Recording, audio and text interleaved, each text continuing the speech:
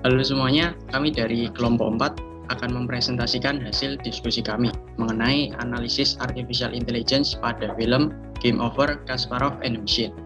Perkenalkan, saya Calvin Andrian Swedi dengan NPM 2007-10824. Perkenalkan, nama saya Satya Kusdanugrah dengan NPM 2007-10668. Saya Vincentius Agung Prabandaru dengan NPM 2007-10683. Perkenalkan, nama saya Wai Sutanto Pamungkas dengan NPM 2007-10844. Baik, yang pertama aplikasi dan ruang permasalahan. Pada film ini, aplikasi yang digunakan adalah IBM's Deep Blue, yang mana merupakan program ataupun komputer yang dibuat oleh IBM. Ruang permasalahan dari film ini adalah mencari inovasi baru bagaimana sebuah komputer dapat berperan dalam kehidupan nyata. Ini menjadi suatu grand challenge ataupun tantangan tersendiri bagi para ilmuwan teknologi yang ingin mengetahui lebih lanjut, mengetahui ke depannya komputer akan seperti apa dan apakah dapat menyaingi manusia, seperti itu. Baik, mengenai film yang akan kami bahas mengenai artificial intelligence-nya itu kita bisa melihat sebelah kanan ada Garry Kasparov, merupakan Grandmaster Chess yang belum pernah terkalahkan dalam pertandingannya. Namun pada tahun 1997 ia kalah bermain catur melawan IBM Deep Blue. Garry Kasparov lalu menyerah pada pertandingannya setelah 19 gerakan oleh Deep Blue. Jadi ini merupakan game di mana Garry Kasparov dikalahkan atau lebih bisa dibilang menyerah dengan 19 gerakan dari IBM Deep Blue. Nah, selanjutnya adalah alur kasar dari pembuatan aplikasi. Pertama-tama, program ini akan dirancang dan disempurnakan. Program ini dirancang oleh salah satu staf IBM bernama Feng-Hsiung Hsu yang merupakan seorang computer scientist. Lalu setelah program ini dirancang dan disempurnakan, program ini kemudian dilatih oleh manusia. Setelah program dirancang dan disempurnakan, program ini kemudian dilatih oleh manusia. Pelatihnya pun tidak main-main karena merupakan seorang pemenang ataupun US Champion Master dari catur.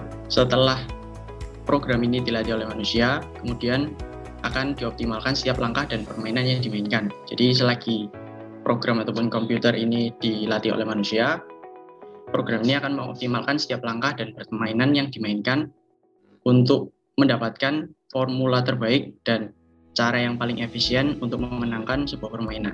Baik, selanjutnya adalah cara kerja dari aplikasi. Yang pertama adalah input. Jadi, program ini setiap langkah yang dilakukan oleh musuh itu akan menjadi input program. Misalkan, musuh menjalankan pion paling kirinya satu langkah ke depan. Nah, itu nanti akan diinput oleh staf yang bertugas dan akan selanjutnya masuk ke dalam tahap kalkulasi yang akan dilakukan oleh komputer. Pada tahap kalkulasi ini, program akan mengkalkulasi seluruh peluang yang ada. Ini juga merupakan salah satu kelebihan dari komputer yang mana komputer ini dapat menjalankan sebuah kalkulasi itu lebih dari satu otak. Jadi misalkan kalau manusia kan hanya dapat berpikir tentang kalkulasinya itu satu kali pada setiap saat. Nah, tapi kalau komputer ini memiliki banyak core, jadi dalam satu saat itu bisa mengkalkulasi, mengingat catur ini adalah sebuah permainan yang cukup rumit di bagian kalkulasinya karena banyaknya peluang yang dapat terjadi, maka komputer dapat dikatakan satu langkah lebih maju daripada manusia dalam permainan catur ini. Setelah program melakukan kalkulasi, kemudian akan dilakukan output. Nah, di bagian output ini program akan mengeluarkan output rekomendasi bidang catur yang harus dijalankan berupa kalkulasi numerik probabilitas. Jadi setelah dikalkulasi, misalkan ini pion yang paling kiri maju satu langkah dari musuh, maka bidang catur yang harus kita mainkan adalah yang pion paling kanan, misalkan 2 langkah ke depan. Nah, itu nanti akan dikeluarkan oleh aplikasi ini berupa kalkulasi numerik probabilitas. Jadi bukan semata-mata memberikan pilihan ataupun rekomendasi bidang catur yang paling bagus, namun dalam bentuk angka-angka seperti itu, angka-angka probabilitas mana yang dapat kemungkinan menangnya paling besar, mana yang paling kecil. Nah, itu nanti juga akan tergantung pada manusianya memilih dan menjalankan. Lalu yang terakhir adalah looping. Di sini program akan kembali ke poin 1, yakni input hingga permainan berakhir. Jadi program ini akan melakukan input, kalkulasi output, input kalkulasi output.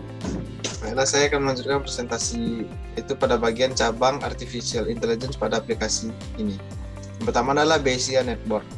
Jadi digunakan untuk menghitung ketidakpastian menggunakan konsep probabilitas. Jadi Deep Blue di sini mempelajari beberapa probabilitas dalam kategori teknik PGM. Seperti pergerakan yang lakukan, memunculkan beberapa probabilitas yang akan terjadi apakah berada di posisi yang menguntungkan atau merugikan. Yang kedua adalah Machine Learning. Machine Learning merupakan mesin yang dikembangkan untuk dapat belajar sendiri dari pengalaman tanpa arahan si pembuatnya atau penggunanya. Jadi bagaimana Deep Blue melakukannya ialah ia melawan dirinya sendiri secara berulang-ulang, lalu ia menemukan beberapa kesalahan dari pergerakan yang lakukan dan terus mempelajari dari kesalahannya. Lalu ia akan tahu bahwa pergerakan yang ia lakukan tidak menguntungkan baginya. Bagi Deep Blue untuk melakukan permainan secara berulang-ulang tidak membutuhkan waktu yang lama. Sedangkan bagi manusia tentu membutuhkan waktu yang cukup lama. Selanjutnya adalah search. Search ini merupakan menuju tujuan dengan mencari jalur dari keadaan awal. Dalam Deep Blue, melakukan setiap permainannya, ia akan terus menemukan cara untuk memenangkan suatu pertandingan.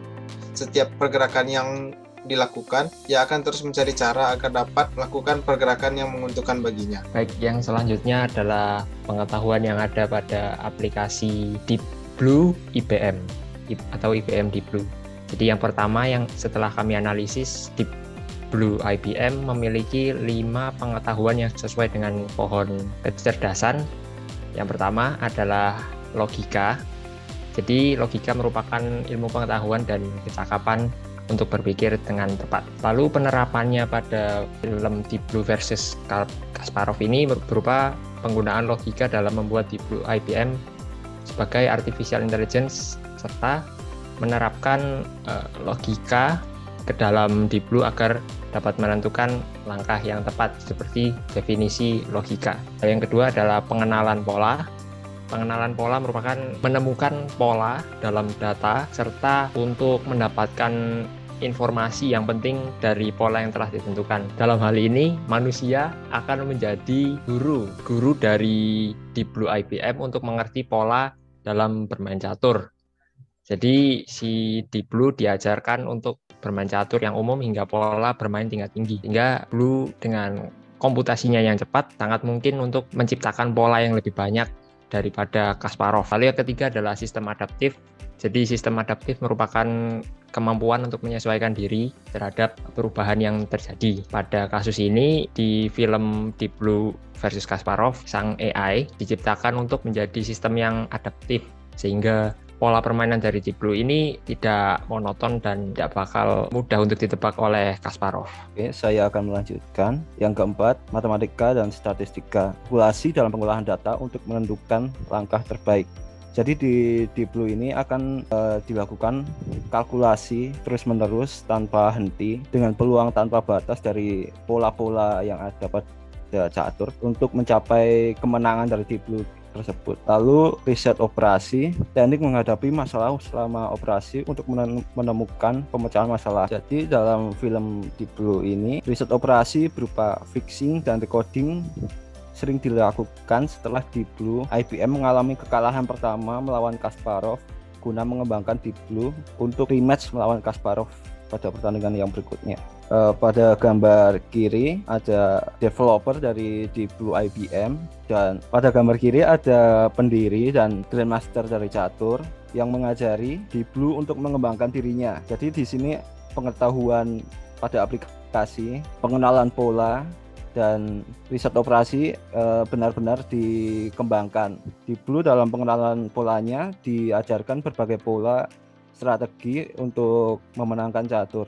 Sedangkan pada pengetahuan riset operasi, Deep Blue benar-benar dikembangkan setelah kekalahan pertamanya dengan Kasparov untuk memenangkan pertandingan tersebut pada rematch berikutnya. Lalu yang sebelah kanan adalah bagaimana Deep Blue menjalankan caturnya. Jadi Deep Blue tidak menjalankan sendiri bagaimana catur itu jalan, tetapi dibantu oleh manusia. Jadi ini seperti AI dalam game, jadi tetap digerakkan manusia kan sebagai input. Lalu ada proses, lalu ada output, lalu diulang lagi, looping. Jadi berterus-terus sampai mencapai kemenangan. Ya, jadi ini adalah mesin IBM Deep Blue yang telah dirakit untuk mengalahkan Garry Kasparov, sang master catur.